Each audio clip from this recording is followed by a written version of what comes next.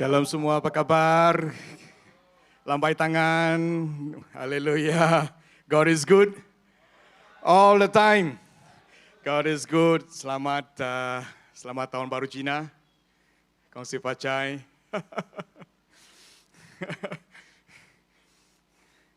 Nah, pertama sebelum saya mulakan, saya mau berbicara sedikit tentang AGW. Terima kasih Pastor Edi kerana memberikan kita sedikit penerangan.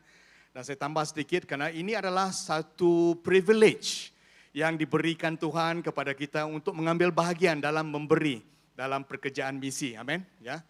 Siapa yang mungkin untuk kali ini pertama kali untuk memberi? Wow, puji Tuhan kan, ada kan? Yang kita yang sentiasa setiap tahun memberi, ini adalah peluang. Setiap tahun Tuhan telah memberikan kita satu target. Dan setiap tahun Tuhan sentiasa membolehkan kita mencapai target tersebut. Puji Tuhan. Tahun ini target kita ialah 6.5 juta kan? Ya. Setakat ini kita sudah ada lebih kurang 3 juta sumbangan dan puji Tuhan. Praise the Lord. Dan setiap sumbangan ataupun setiap kutipan yang kita ada itu bukan untuk DUMC. Setiap dolar ataupun setiap ringgit yang kita kutip itu akan diberikan kepada badan-badan misi di Malaysia dan juga kepada badan-badan misi di luar negara. So ini adalah privilege ataupun kesempatan yang istimewa yang diberikan oleh Tuhan untuk kita mengambil bahagian dalam bahagian misi di Semenanjung Malaysia, di Sabah Sarawak dan juga di seluruh dunia. Amin. Ya, puji Tuhan. Sekali lagi kongsi facai. Kalau anak saya dia akan kata Hong Pao nalai lah kan. Maksudnya selamat tahun baru dan berikan saya sampul merah kan, ya. Nah, di antara kita siapa yang pernah melihat angpau ini? Pernah kan? Ya. Siapa pernah dapat angpau? Oh, tak ada. Siapa mau angpau? Termasuk saya. Haleluya. Dan apabila kita melihat angpau ini ataupun paket merah ini, kita akan dapat melihat satu perkataan. Perkataan itu adalah fu. Fu itu adalah blessing.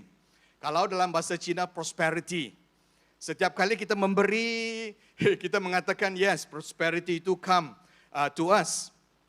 Tetapi kita sebagai orang yang Kristian, saya rasa meaningful ini adalah lebih bermakna. Kerana perkataan Cina adalah perkataan sambungan, tulisan ataupun bahagian-bahagian yang tertentu. Dan bahagian fu ini, apabila kita melihat, berkat ataupun prosperity itu berkat dibahagikan ataupun terdiri daripada 4 komponen. Komponen yang pertama ialah Tuhan.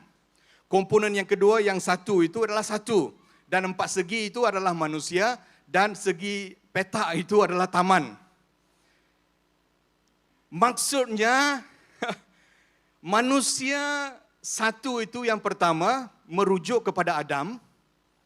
Yang bersama dengan Tuhan di Taman Eden akan menghasilkan berkat. Maksudnya kalau kita hidup intim dengan Tuhan, hidup kita akan diberkati. Amin. Ini mungkinlah satu pelajaran bahasa Cina untuk kita hari ini. Bahawa kalau tahun 2033 ini, kalau kita hidup dengan keintiman dengan Tuhan, kita akan diberkati. Berkat Tuhan itu adalah keintiman perhubungan kita dengan Tuhan. Amin. Siapa mahu intim dengan Tuhan untuk tahun ini? Amin. Puji Tuhan. Ya, termasuk saya sendiri. Nah, minggu ini ataupun bulan ini sama-sama kita mempelajari tentang anggur baru dan kirbat baru ataupun kantong baru di dalam bahasa Indonesia. New wine and new wine skin. Nah, minggu lepas dan minggu yang sebelumnya kita telah dibicarakan oleh Pastor Linda dan Pastor Edi bersama-sama berbincang tentang anggur baru dan kirbat baru dari perspektif pribadi. Maksudnya bagaimana kita boleh menjadi ciptaan baru, bagaimana kita boleh menerima perubahan baru di dalam hidup kita.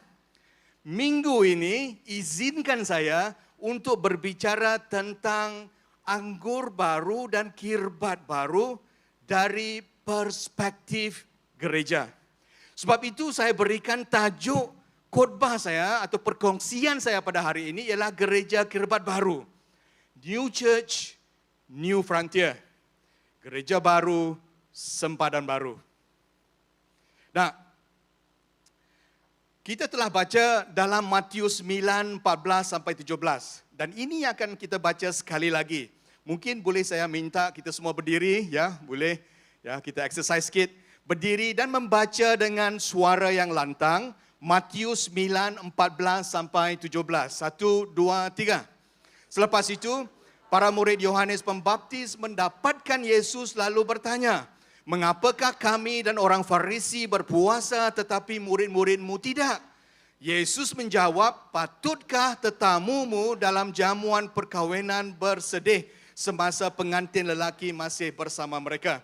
Tetapi akan tiba saatnya pengantin lelaki itu diambil daripada mereka. Pada masa itulah mereka berpuasa. Tiada siapa yang akan menampal pakaian lama dengan perca kain baru, kerana tampalan itu akan mengecut dan semakin koyaklah pakaian. Begitu juga tiada siapa yang menuangkan air anggur yang baru ke dalam kirbat kulit yang lama. Kalau dilakukan, kirbat itu akan pecah, air anggur itu akan tertuang dan kirbat itu pun rosak. Air anggur yang baru mesti dituangkan ke dalam kirbat kulit yang baru dan kedua-duanya selamat." Amin. Haleluya. Sila duduk. Mari kita berdoa. Tuhan, kami sekali lagi bersyukur dan berterima kasih atas kesempatan untuk kami mengambil bahagian dalam EGW. Terima kasih Tuhan kerana ini adalah anugerah Tuhan kepada kami untuk kami lakukan dengan setia. Kami akan serahkan perkongsian kami, perbincangan, perbicaraan, khotbah kami pada pagi ini Tuhan ke tangan-Mu. Kami minta hadirat Tuhan bersama dengan kami. Kami minta supaya Tuhan mengajar kami, memimpin kami dalam segala hal. Biarlah firman-Mu tumbuh dengan subur di dalam hati kami. Biarlah firman-Mu berhasil di dalam kehidupan kami. Terima kasih Tuhan, kami serahkan bahagian firman Tuhan ini ke tangan-Mu. Di dalam nama Yesus Kristus kami berdoa. Amin. Amin. Amin. Nah saudara, pada zaman dahulu, kirbat air anggur, ya, ataupun kantong air anggur ini dibuat oleh kulit. Dan kebiasaannya kulit itu datang daripada kulit kambing. Dan kulit ini mempunyai capacity. Kulit ini mempunyai kebolehan, kemampuan untuk berkembang. Kulit ini adalah kulit yang hidup. Dan dia mempunyai elasticity dan flexibility. Kan? Ya? Bukan dengan zaman kita sekarang apabila kita tuangkan air anggur ataupun wine ke dalam botol. Botol tidak boleh berkembang tetapi dia keras. Tapi untuk masa yang lepas mereka menggunakan kirbat air anggur yang dibuat daripada kulit. Nah, apabila kita menuangkan air anggur yang baru ke dalam kirbat kulit air, anggur yang baru itu akan melalui proses fermentation ataupun proses penapaian. Kan? Dia akan berkembang dalam pecahan kimia, bakteria, dan yeast dan mikroorganisme akan menghasilkan karbon dioksida. Dan gas yang dikeluarkan oleh anggur baru itu akan mengembangkan kirbat air anggur yang dibuat oleh kulit. Nah, dalam proses ini, kirbat kulit anggur ini yang fleksibel, yang boleh mengembang, yang ada elastisitinya akan dapat menampung air anggur yang baru. Tetapi apabila kirbat kulit yang lama adalah kirbat kulit yang kering, kirbat kulit yang keras, kirbat kulit yang rapuh. Kerana kirbat kulit yang lama itu telah ada banyak sedimen ataupun mendapan-mendapan yang berdiri di dalam liang-liang kulit ataupun lubang-lubang di dalam kulit tersebut. So jadi apabila kita menuangkan anggur baru ke dalam kirbat air anggur yang lama, kirbat yang lama, yang tidak fleksibel, yang keras, yang rapuh, akan pecah. Sebab itu Yesus mengatakan, kalau kita mau menuangkan air anggur yang baru, kita harus menuangkan ke dalam kirbat yang baru. Supaya air anggur baru kalau dituangkan ke dalam kirbat yang lama, kedua-duanya akan menjadi rosak. Nah, konteks perumpamaan ini, apabila kita membaca bahagian firman Tuhan ini, ialah konteksnya Yesus bertemu dengan seorang pemungut cukai. Matius, sebelumnya itu.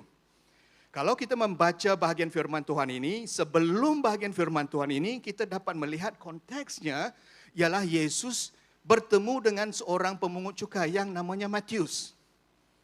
Dan pada anggapan orang-orang Israel ataupun anggapan orang-orang Farisi pada ketika itu, apabila mereka melihat pemungut cukai, mereka adalah orang yang berdosa. Mereka adalah orang yang telah di blacklist. Mereka adalah orang yang tidak ada harapan dalam pandangan mereka. Dan apabila Yesus bersama dengan Matius dan kawan-kawan pemungut cukai Matius, bersama-sama dan makan bersama di rumah Matius, mereka bertanya mengapa mereka tidak berpuasa kan pada ketika itu. Itu adalah konteksnya. Mereka menghakimi Yesus dan murid-muridnya. Karena mereka tidak berpuasa, hanya mereka makan-makan bersama. Tetapi kalau kita lihat kepada Yesus, Yesus melihat kepada Matius sebagai seorang yang berpotensi. Yesus tidak melihat Matius, kehidupan hidup Matius yang lama. Yesus melihat Matius dengan mata pandangan masa hadapan. Apakah potensinya? Apakah destininya? Nah, kita sebagai manusia kadang-kadang kita melihat seorang itu mengikut sejarah kehidupannya. Tetapi sejarah kehidupan kita tidak menentukan masa hadapan kita. Masa hadapan kita adalah di dalam Yesus Kristus. Dan apa yang Yesus mau katakan kepada orang Farisi pada ketika itu, saya boleh menjadikan Matius sebagai orang yang berpotensi tinggi, sebagai orang yang mempunyai kirbat kulit yang baru. Hari ini adalah pesanan kita supaya kita dapat melihat dari perspektif di mana Tuhan boleh memperbaharui kulit kirbat kita yang lama. Mungkin ada di antara kita yang mengatakan, Eldaan, saya adalah mempunyai kulit kirbat yang sudah kering, sudah layu, sudah rapuh, sudah keras. Tidak ada gunanya lagi. Tapi hari ini kita mempunyai harapan yang baru. Amin.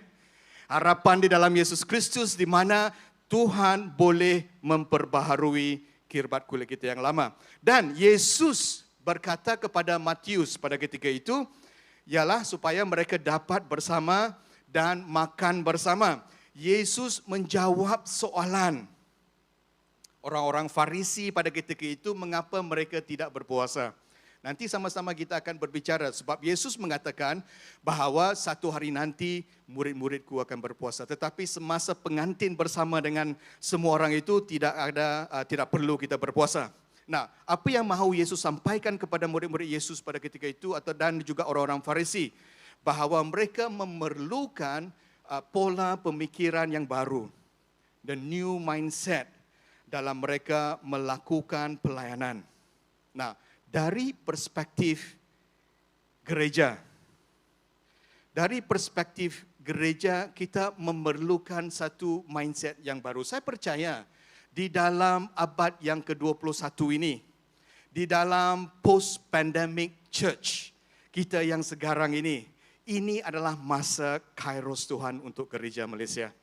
Kalau kita tidak meresponi dengan baik, Tuhan akan melepasi generasi kita yang sekarang ini. Inilah waktunya gereja meresponi the kairos time of our church. This time. Inilah masanya untuk kita berpaling kepada Tuhan. Inilah masanya untuk kita menyempurnakan amanat agung yang diberikan kepada kita hampir 2000 tahun yang lalu. Era baru adalah sekarang untuk gereja gereja di Malaysia dan gereja-gereja di seluruh dunia. Masa Kairos Tuhan is now. Nah, kalau Tuhan mahu mencurahkan air anggur yang baru ke atas gereja-gereja, terutama sekali untuk kita gereja DUMC Bahasa, apakah respon kita? Semestinya kita harus mempunyai kirbat kulit yang baru. Kalau kita mau menyimpan air anggur yang mau Tuhan curahkan kepada kita, kita memerlukan kulit kirbat yang baru di dalam gereja kita di UMC, terutama sekali untuk kita sekarang di sini di UMC Bahasa Malaysia. Ada dua soalan penting yang harus kita jawab. Apabila kita berbicara tentang air anggur baru dan juga berbicara tentang kirbat kulit yang baru. Yang pertama ialah apakah pengertian rohani tentang air anggur baru itu? Kan? Dua perkara saja yang akan kita pelajari untuk hari ini. Dan yang kedua, apakah makna dan respon kita untuk menjadi gereja kirbat yang baru? Kalau Tuhan mau melakukan sesuatu di waktu Kairos ini, kita harus meresponi dengan mendapat new wine dan menjadi new wine skin. Ataupun kita mendapat air anggur yang baru dan kita menjadi gereja kirbat yang baru. Amin. Nah, pertama, first question.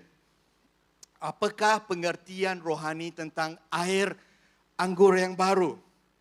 Nah, Alkitab ada banyak menyatakan tentang air anggur. Di dalam Alkitab banyak bahagian Alkitab. Dan saya akan sampaikan 7 yang sempat saya kumpulkan, tetapi saya rasa 7 itu mungkin tidak sempurna juga, tapi cukup untuk kita memahami apakah maksud secara big picture ataupun maksud secara keseluruhan tentang air anggur yang baru. Nah, air anggur yang baru yang pertama biasanya berkaitan dengan Roh Kudus. Efesus 5:18 mengatakan dan janganlah mabuk air anggur yang berupa maksiat, sebaliknya penuhi diri dengan roh. Maksudnya gereja yang baru yang akan menerima air anggur yang baru ini akan dipenuhi dengan Roh Kudus. Akan diberikan kuasa dynamite, kuasa Roh Kudus. Kita akan mempunyai kuasa yang datang daripada atas, kuasa Roh Kudus yang akan membolehkan kita memberitakan Injil kepada semua orang. Itu yang pertama, yaitu berkenaan dengan Roh Kudus. Yang kedua adalah berkenaan dengan keintiman. Sebab itu di dalam Kidung Agung 1:4, meriahlah kami beriang-ria, kerana engkau kami akan menyanjung cintamu lebih daripada air anggur. Walaupun bahagian firman Tuhan ini adalah berkenaan ucapan para perawan kepada mempelai lelaki di dalam Kidung Agung ini, tetapi ia menyatakan bahawa air anggur itu berkenaan dengan cinta ataupun kasih. Dan di dalam Kairos baru ini, di dalam Kairos post-pandemic ini, Tuhan inginkan kita mempunyai keintiman dengan Tuhan Yesus. Keintiman dengan Yesus. Keintiman dengan Tuhan. Kita mempunyai perhubungan yang baru dengan Tuhan. Amin. Fu yang saya katakan tadi itu adalah keintiman. Apabila kita intim dengan Tuhan, kita akan bersama dengan Tuhan dan mempunyai berkat yang melimpah-limpah dalam kehidupan kita. Dan yang ketiga ialah tentang penganiayaan. Gereja baru, gereja kirbat baru akan juga menyatakan tentang penghancuran ataupun penyayaan. Mengapa saya mengatakan begitu? Kerana air anggur apabila ia dibentuk haruslah melalui proses penghancuran. Proses the crushing process. Ya, proses di mana anggur itu harus dihancurkan. Kalau melalui proses yang lama, anggur itu akan dipijak. Imagine, untuk kita mendapat anggur yang baru, anggur itu harus dipijak-pijak. Harus dihancurkan. Nah, kalau kita mau menjadi gereja kulit kirbat yang baru, kita juga harus berhadapan dengan penganiayaan, kita juga harus berhadapan dengan cabaran. Tetapi apa yang penting di sini, janji Tuhan apabila kita melalui proses penghancuran, apabila kita melalui proses penganiayaan ini, hasilnya ialah sukacita di dalam Tuhan. Amin. Hasilnya ialah air anggur yang baru, saudara-saudari. Hasilnya ialah untuk kita mendapat air anggur yang baru. Haleluya. Someone say amen. Haleluya. Nah, air anggur juga akan menyatakan tentang penuaian, harvest. Air anggur mengaitkan dengan musim penuaian. Sebab itu di dalam Ulangan 11:14 mengatakan bahawa hasil penuaian kita itu adalah anggur, gandum dan minyak. Nah, anggur diberikan picture, diberikan sebagai satu gambaran di mana anggur itu menyatakan tentang penuaian. Gereja yang baru, gereja dengan kirbat kulit yang baru akan melihat penuaian yang besar-besaran. Akan melihat dalam masa Kairos ini, akan melihat orang datang berduyun-duyun, akan melihat orang masuk ke dalam kerajaan Tuhan dengan banyak sekali. Tugas gereja yang baru ini ialah hanya menyemai, menuai dan meluaskan sempadan. Amin. Haleluya. Amin. Nah, yang kelima, air anggur yang baru juga menyatakan tentang janji Tuhan. Setiap kali Tuhan berbicara kepada orang Israel pada ketika itu berkenaan dengan Kanaan ataupun berkenaan dengan tanah perjanjian, setiap kali mereka akan merujuk kepada anggur. Merujuk kepada air anggur. Itu adalah janji Tuhan. Janji Tuhan ialah untuk memberikan berkat kepada gereja. Gereja yang baru mempunyai berkat yang datang daripada Tuhan. Haleluya. Dan berkat itu bukanlah untuk diri kita sendiri, tetapi berkat itu adalah digunakan untuk memperkembangkan kerajaan Tuhan. Untuk menyediakan kerajaan Tuhan mendapat penuaian-penuaian yang sedia ada. Sebab itu kita mengambil bahagian di dalam AGW. Setiap kali kita melakukan satu target, Tuhan membolehkan kita sebagai gereja di DMC untuk melakukan itu. Setiap tahun kita increase kita punya target. Setiap tahun Tuhan melimpahkan berkat ke atas gereja DMC yang sentiasa memberi ini. Haleluya. Amin. Haleluya. Nah, itu adalah privilege kita. Janji Tuhan ialah untuk memberikan berkat kepada kita sebagai gereja kirbat kulit yang baru. Amin. Air anggur juga adalah berkenaan dengan mujizat.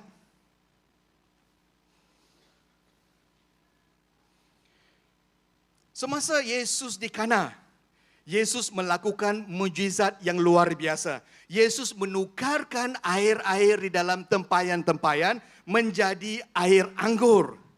Bukan sahaja air anggur, tetapi air anggur yang terbaik.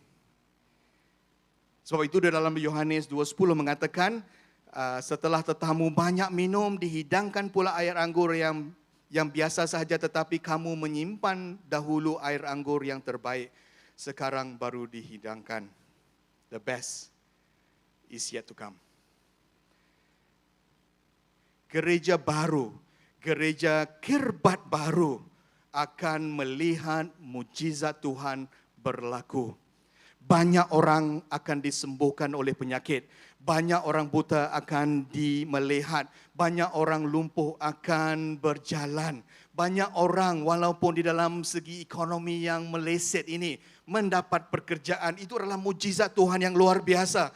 Perhubungan kita dengan suami istri diperbaiki. Perhubungan antara anak dengan ibu bapa diperbaiki dan sebagainya. Ini mujizat Tuhan yang akan berlaku di dalam gereja kirbat yang baru. Haleluya. Amin. Dan yang terakhir, Seperti yang saya katakan, masih lagi banyak, tapi ini sempat untuk saya senaraikan dengan 7 sahaja, ialah perjanjian baru. The New Covenant. Perjanjian baru berkenaan dengan grace ataupun kasih kurnia yang diberikan Tuhan kepada kita. Ini adalah berkenaan dengan New Covenant yang Tuhan sediakan untuk kita. Apabila di dalam Lukas 26, 27 sampai 28 mengatakan kemudian dia mengambil cawan air anggur dan mengucap syukur lalu memberikannya kepada mereka sambil berkata, minumlah dan cawan ini, kamu semua inilah darah perjanjian yang ditumpahkan bagi ramai orang untuk pengampunan dosa. New Covenant in the Lord. Kita hidup dalam musim grace of God. Dalam kasih kurnia Tuhan dengan kirbat yang baru. Amin. Haleluya. So jadi persoalan yang kedua ialah apakah makna dan respon kita untuk menjadi gereja kirbat baru. New wineskin. How can we become a new wineskin church? Apakah makna dan respon kita untuk menjadi gereja kirbat yang baru? Gereja kirbat yang fleksibel. Gereja kirbat yang boleh mengembang. Gereja kirbat yang boleh memulakan sempadan-sempadan yang baru. The new frontier for the Lord.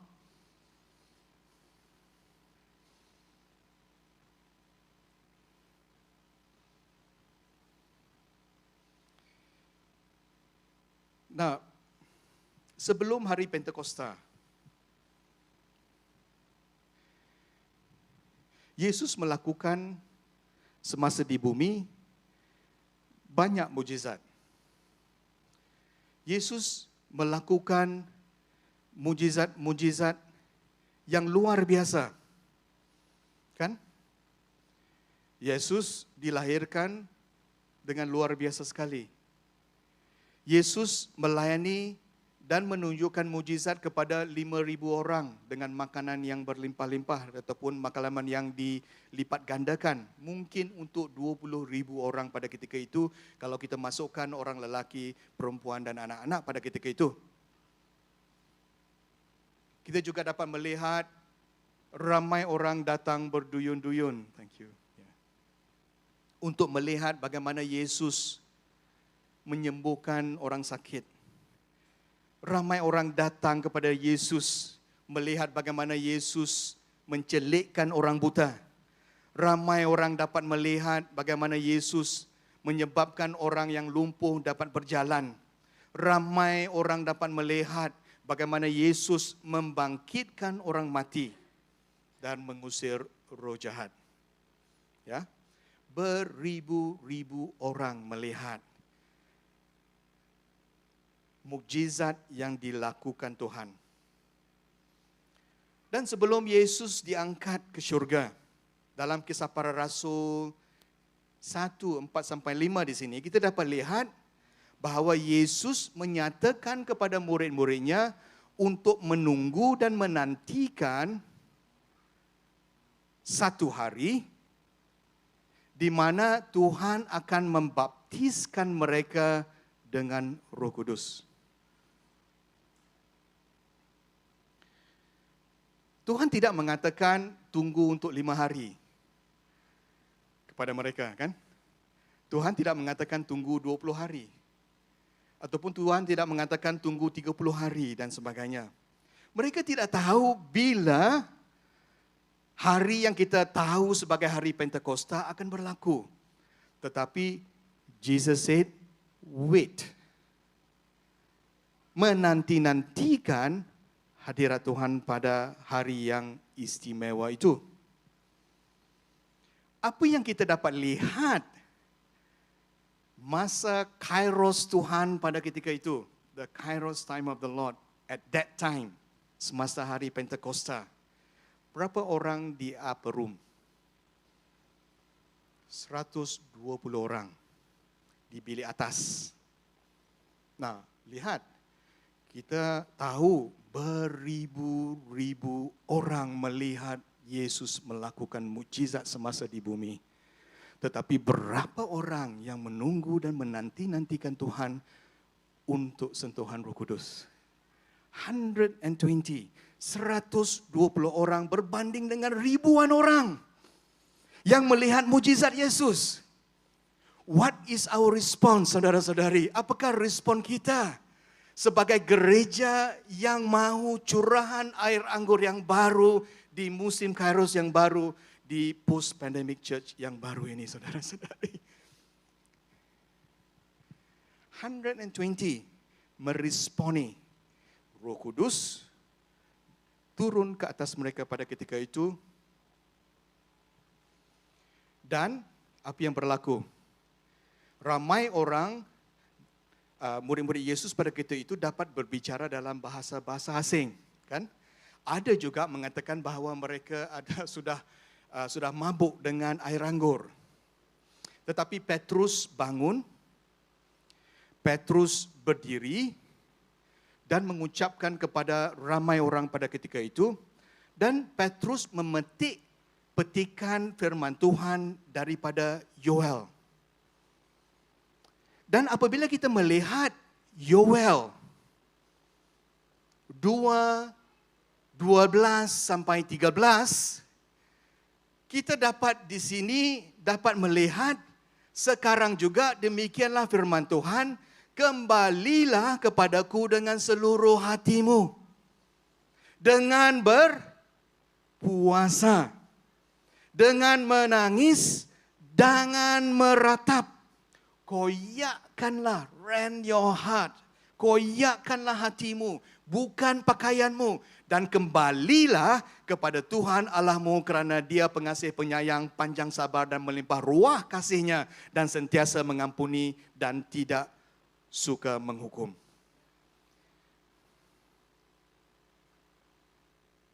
Nah, saudara, balik kita kepada perumpamaan anggur baru dan kirbat baru di dalam Matius 9.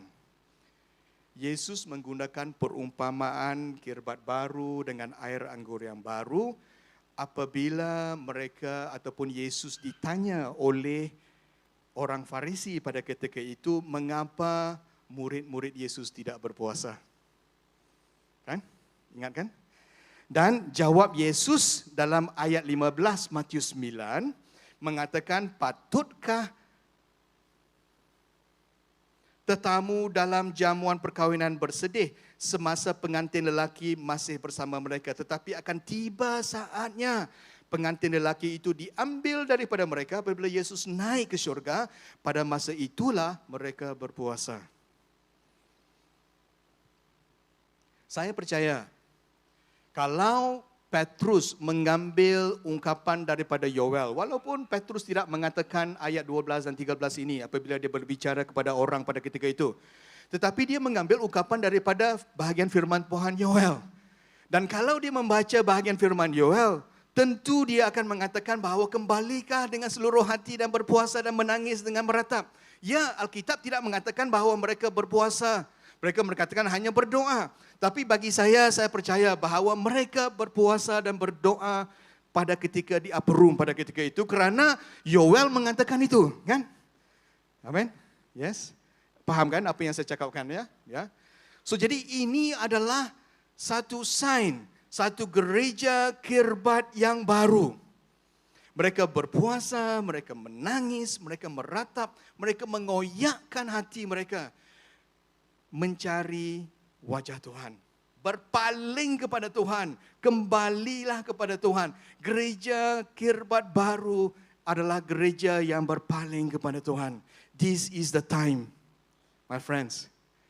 Banyak yang melihat mujizat Yesus, banyak yang melihat pekerjaan-pekerjaan dan pelayanan-pelayanan Yesus melipat gandakan makanan kepada 20,000 orang. Banyak yang melihat Yesus melakukan banyak perkara di dunia ini, tetapi yang meresponi hanya 120 orang. Untuk kita di gereja DUMC dan gereja DUMC, mari sama-sama kita sediakan hati kita untuk menjadi kirbat kulit yang baru, gereja yang baru. Amin. Dan kalau kita membaca bahagian firman Tuhan yang seterusnya di dalam Kisah Para Rasul 2, kita dapat melihat respon murid-murid Yesus pada ketika itu, ialah tertulis di dalam Kisah Para Rasul 2:42 sampai 47. Ini adalah bagian firman Tuhan yang selalu kita baca berkenaan dengan cell group dan sebagainya. Tetapi kita dapat melihat bahawa kirbat kulit yang baru ini, gereja kulit yang baru ini melakukan pelayanan pemuridan, melakukan mujizat, beriman dan bersatu, mengasihi satu sama lain, melayani, memuji dan menyembah Tuhan, menginjil dan berkembang. Ini adalah kirbat kulit gereja yang baru. New Wineskin Church. Dan untuk abad yang ke-21 ini, dengan cepat, for the 21st century, post-pandemic, apakah respon gereja Tuhan untuk kita? Mungkin bahagian firman Tuhan ini a bit strategic, tetapi izinkan saya untuk berbicara supaya Tuhan dapat berbicara kepada kita secara individu, di mana kita dapat mengambil bahagian dalam bahagian-bahagian, di mana kita dapat memperkembangkan sempadan-sempadan yang baru ini. Melihat kepada tren, melihat kepada apa yang sedang berlaku di dunia, melihat kepada apa yang berlaku di negara kita Malaysia. Respon kita, respon gereja ialah berpaling kepada Tuhan. Yes, it's for granted. Seperti yang tertulis di dalam Kisah Para Rasul 2:42-47. Tetapi di manakah kita melakukan pelayanan? Di manakah sempadan-sempadan yang harus kita luaskan?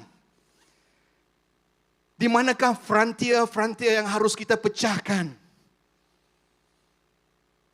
Dan izinkan saya kongsikan 5 sempadan baru untuk gereja. 5, very fast, very quickly, untuk kita melihat bagaimana kita boleh memperkembangkan frontier ataupun sempadan-sempadan untuk gereja di Malaysia. Yang pertama, I know I've preached this before, ialah tentang UPG dan FPG. Tentang Unreached People Group dan Frontier People Group. Apabila Yesus memberikan amanat agung, dia memberikan kita untuk memuridkan berapa bangsa? Semua bangsa. Tak etnik. Yesus memberikan kita amanat agung untuk menjangkau di Yerusalem, di Judea, Samaria, sampai ke hujung bumi. Semuanya dilakukan dengan serentak. Jadi tugas gereja dengan kirbat yang baru adalah gereja yang misional. Gereja yang berfikirkan tentang bagaimana kita boleh memuridkan mereka-mereka dan bangsa-bangsa yang belum dijangkau. Unreached People Group adalah bangsa-bangsa yang mempunyai orang yang percaya kurang daripada 2%. Dan Frontier People Group adalah orang yang kurang daripada 1%. Di antara mereka adalah orang yang percaya kepada Tuhan. Mereka tidak dapat mengalami berkat Tuhan. Mereka tidak dapat mengalami kasih Tuhan.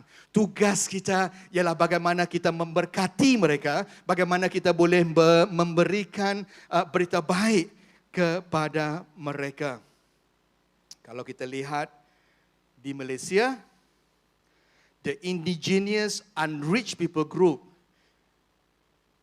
adalah orang-orang yang di sini. Orang-orang asli. Dan kebanyakan daripada mereka adalah mereka yang berbahasa Malaysia. That's why the BM Church is the church of the last frontier untuk Malaysia. Itu pribadi ya. Itu pribadi ya. Okey, mungkin boleh tolakkan sedikit.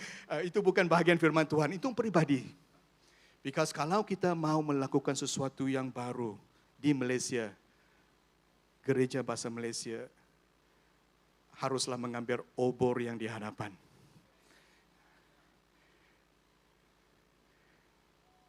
Amin. Amin. Haleluya. Dan Indigenous Frontier People Group adalah kumpulan-kumpulan ini.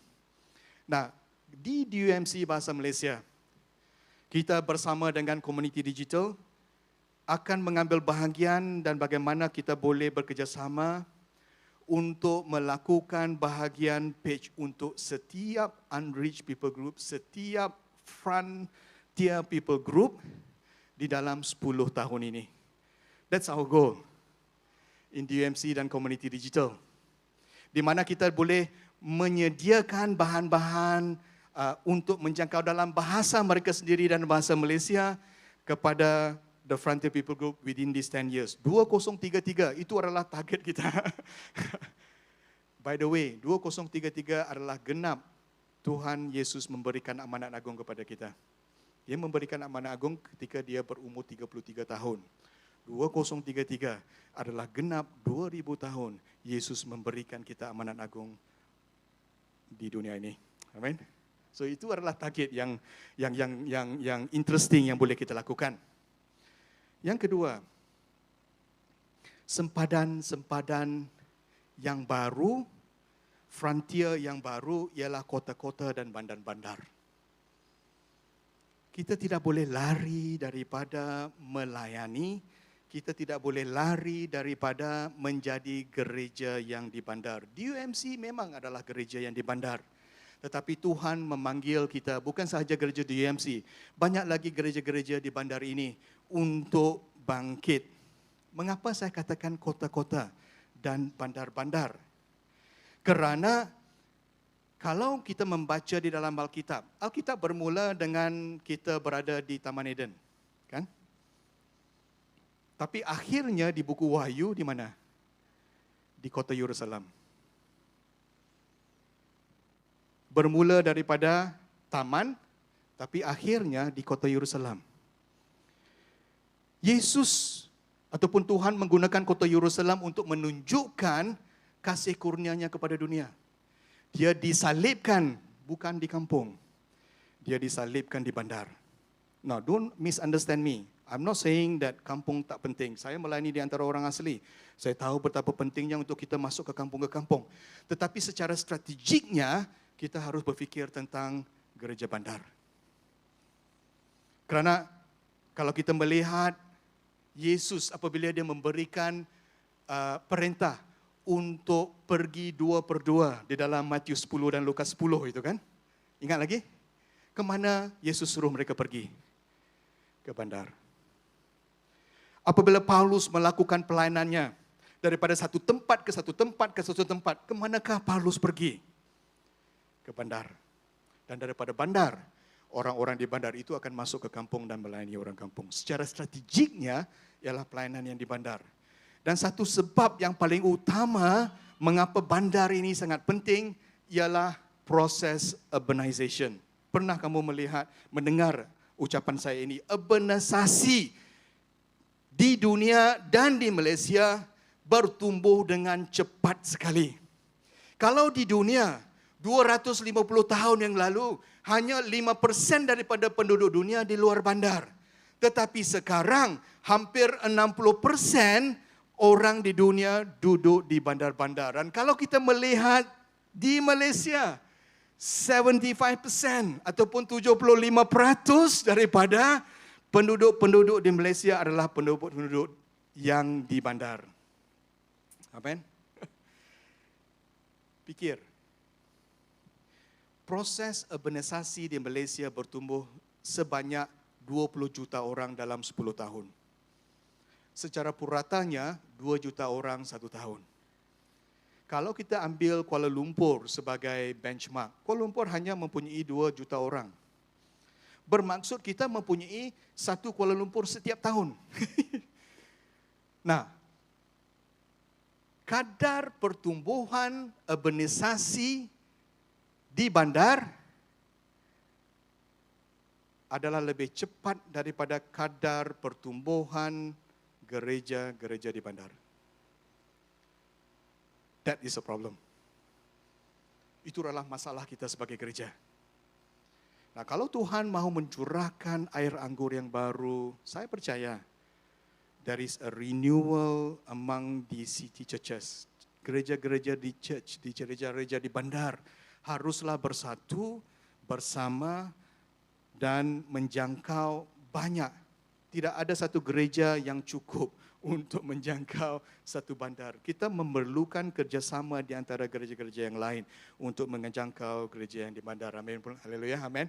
Dan yang ketiga dengan cepat ialah diaspora mission.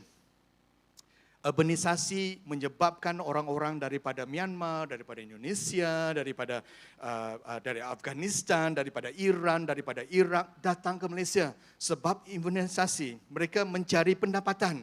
Orang Myanmar akan datang ke Malaysia. Mungkin ada juga orang Malaysia akan pergi ke Indonesia, ke Singapura, ke Australia dan mereka dan sebagainya. Tetapi urbanization ataupun penghijrahan daripada orang-orang daripada luar negeri, cross cultural akan mendapat satu. Sebab itu kita di DUMC, contohnya kita mempunyai pelayanan orang di antara orang Myanmar. Orang Myanmar, gereja bermula dengan satu sel di DUMC. Disember 2010. Sekarang mereka sudah ada 120 sel. 1,300 orang attendance, 20 fizikal, 80 online. Ya. Mereka telah melatih 800 orang. TSOD adalah pelayanan untuk memuridkan semua bangsa dan kebanyakan dari mereka sekarang sudah pergi ke Australia, sudah pergi ke US, sudah pergi ke Dubai, Korea dan sebagainya dan memulakan sel-grup yang baru di sana. Nah, ini adalah salah satu daripada apa yang boleh kita lakukan. Banyak lagi yang boleh kita lakukan di antara orang Iran dan sebagainya. Mission in the city is the next wave. Mereka akan datang ke bandar. Dan yang keempat, ialah sempadan marketplace. Kalau urbanisasi berlaku, marketplace ministers harus mengambil bahagiannya. Nah, di DUMC kita selalu mengatakan kita mahu menukarkan mindset daripada yang dilayani kepada melayani. Daripada kita sentiasa sahaja dilayani, kita mahu setiap orang kita melayani. The church is not a cruise ship, bukan cruise ship yang berholiday, bercuti-cuti. Tapi the church is a battleship. Nah, jangan salah faham. Battleship bukan berperang dengan orang, tetapi kita berperang dengan kuasa-kuasa roh ataupun iblis yang di atas. Dan setiap orang mengambil bahagian dan bukan duduk secara comfortable, tetapi kita mahu menjadi church yang battleship, all hands on deck. Contohnya kan, everyone serves in a mission. Untuk menjangkau, memberkati mereka-mereka yang belum diberkati. Dan yang terakhir, Gen Z.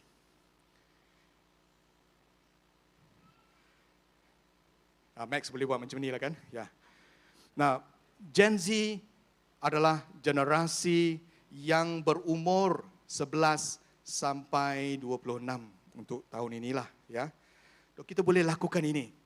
Dan Gen Z adalah Gen Z yang ditenggelamkan oleh teknologi digital daripada kecil lagi. Mereka adalah generasi yang berprinsip. Mereka adalah generasi yang missional.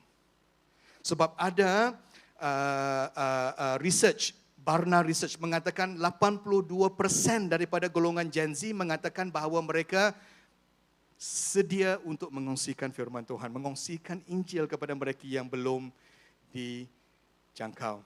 Mereka adalah digital native, mereka adalah missional dan kita boleh menggunakan Gen Z sebagai God's Mission Powerhouse untuk generasi kirbat kulit yang baru. Saya sudah lama lah, saya sudah tua dan boleh bersara. Tapi boleh juga melayani penat sampai tua lah kan. Tetapi saya akan terus melayani. Tetapi apa yang penting ialah Gen Z. Generasi anak muda is our mission powerhouse. Kita mau membangkitkan mereka, menggunakan mereka dalam semua bahagian. Haleluya. Amen. Ready? All good? 2 minit lagi. Dan maybe worship singer boleh datang ke hadapan. Nah, as I said, kita mahu Tuhan mencurahkan air anggur yang baru. Dan air anggur yang baru melambangkan banyak perkara yang telah kita pelajari. Dan sebagai gereja yang menerima air anggur yang baru di dalam musim Kairos yang baru ini, kita memerlukan kita semua menjadi gereja kirbat baru. New wineskin church. A new church with a new frontier. Gereja yang baru dengan sempadan yang baru. Mungkin ada di antara kita pada hari ini mengatakan, Aldaan, saya adalah kirbat kulit yang lama. All you stop. Saya tidak ada harapan. Kulit kirbat saya lama. Kulit kirbat saya tak berfungsi. Kulit kirbat saya keras, kering, rapuh. Aldaan, kamu tidak tahu apa yang telah saya lakukan dalam masa-masa yang lepas. Dosa-dosa yang telah saya lakukan dalam masa-masa yang lepas.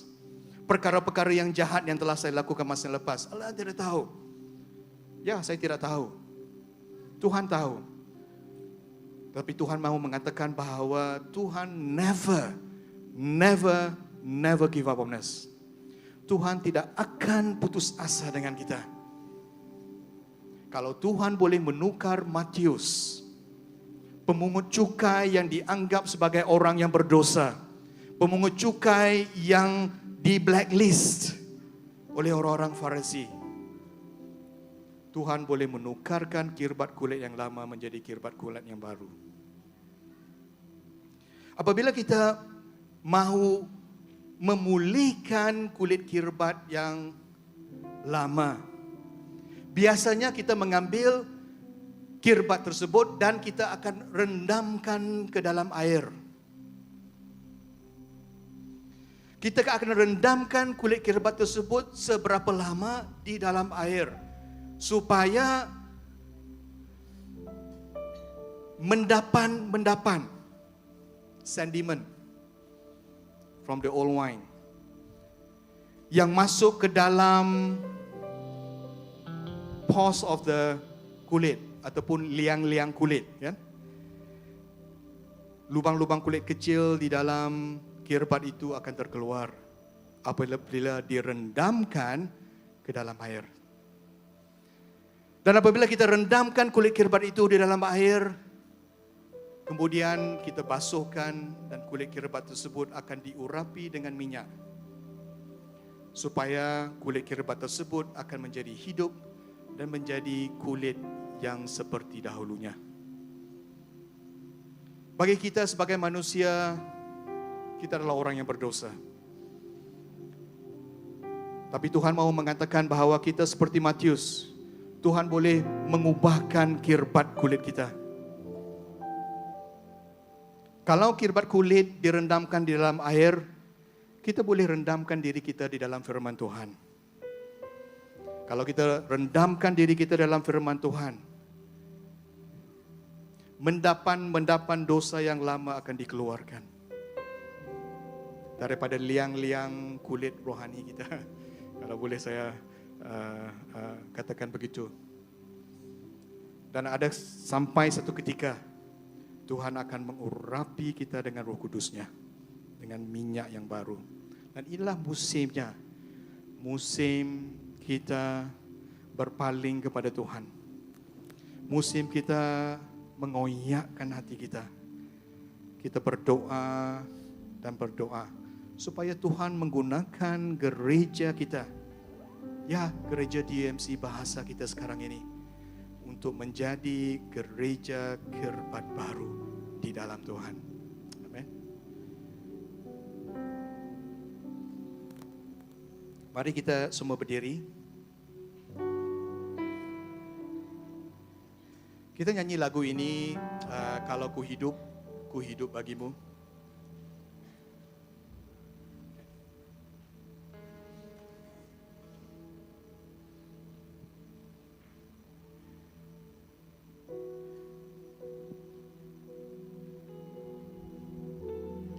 Dan kita jadikan lagu ini sebagai doa kita kepada Tuhan.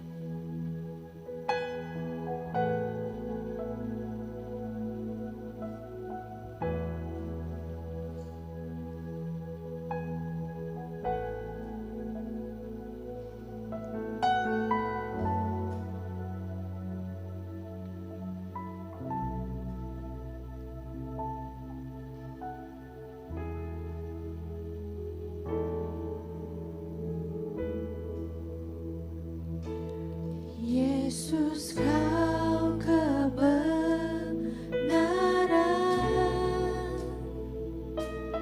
yang menyelamatkanku. Kau memberikanku hidup dan pengharapan.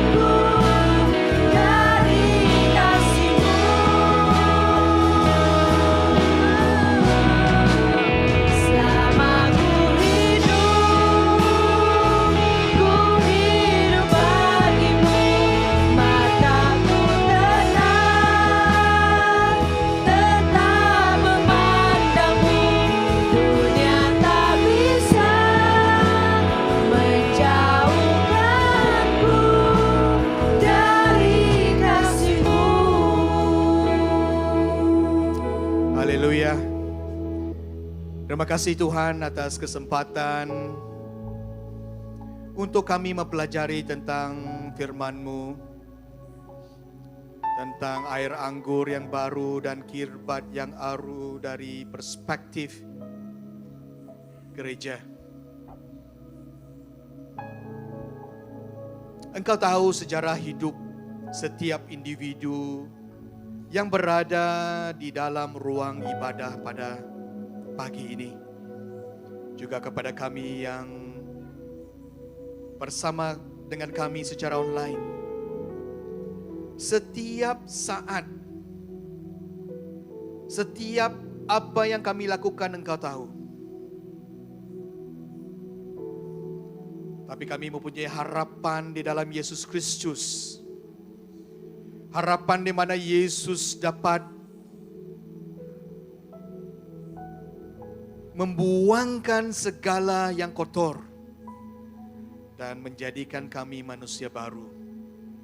Menjadikan kami kirbat kulit yang baru.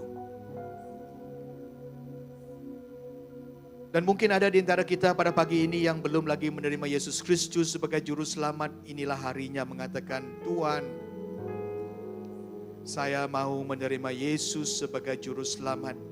Saya mau mendapat air anggur yang baru, a new covenant. Darah Yesus yang telah dikorbankan di atas salib untuk pengampunan dosa saya. Itulah yang mau saya terima untuk hari ini. Thank you Lord. Thank you Jesus. Kepada kita yang telah diselamatkan, termasuk saya sendiri, Tuhan mau mencabar kita. Tahu Tuhan mau memberikan kita challenge untuk meningkat to the next level. Untuk tahun yang baru ini. Tuhan mau kita menjadi kirbat kulit yang baru. Dia telah sedia untuk menuangkan air anggur yang baru ke atas kita. Respon kita. Apakah kita di antara yang beribuan-ribuan melihat mujizat Yesus? Ataupun respon kita adalah seperti 120 orang di upper room. God, Tuhan lihatlah kami. Setiap individu kami. Kami tidak ada mau seorang pun yang ketinggalan. Tetapi setiap orang di dalam keluarga besar di UMC kepada mereka yang online. Bersama-sama kami mendorong satu sama lain. Bersama-sama kami bersatu. Bersama-sama kami menginjili. Bersama-sama kami membangun, memuridkan dan dimuridkan bersama-sama. Seperti gereja awal meresponi curahan air anggur yang baru ke atas mereka. Dan kami akan melakukan semua ini dengan sempadan-sempadan yang baru. Dengan frontier-frontier yang baru. Kami akan melakukan semua ini untuk kemuliaan Tuhan. Biarlah hidup kami sesuai dengan rancangan Tuhan. Haleluya. Biarlah hidup kami penuh dengan Roh Kudus. Biarlah hidup kami intim dengan Tuhan. Walaupun ada masanya kami menghadapi penganiayaan, tapi kami tahu tuaian yang kuning sedia ada. Kami dapat melihat mujizat-mujizat Tuhan. Kami dapat melihat dalam hidup perjanjian baru. Kami hidup dengan janji-janji berkat Tuhan dalam kehidupan kami. Inilah kami. Terima kasih Tuhan. Kami serahkan hidup kami. Mari kita semua angkat tangan. Dan saya akan doakan doa berkat kepada kita semua bersama-sama.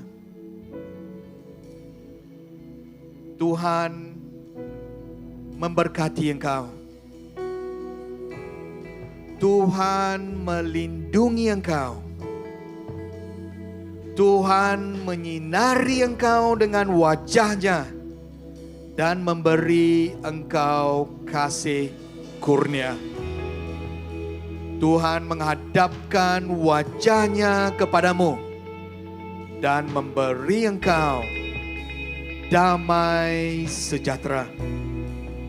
Di dalam nama Bapa, Anak, dan Roh Kudus. Kepada kita semua yang telah diberkati Tuhan, mari sama-sama kita katakan amin, amin, amin, amin, amin, amin, amin. Puji Tuhan. Selama hari Minggu ibadah sudah selesai, tetapi ruang di hadapan masih lagi dibuka kepada kita yang memerlukan doa. Kami boleh datang ke hadapan, ya, datang ke hadapan. Pastor dan leader-leader akan berdoakan untuk kita semua. Ini adalah musim yang baru, kan? Musim Kairos Tuhan yang baru, ya. Datang ke hadapan untuk kita diurapi, untuk diberkati. Mungkin ada masalah, boleh kita doakan bersama. Selamat hari Minggu dan God bless. Amen.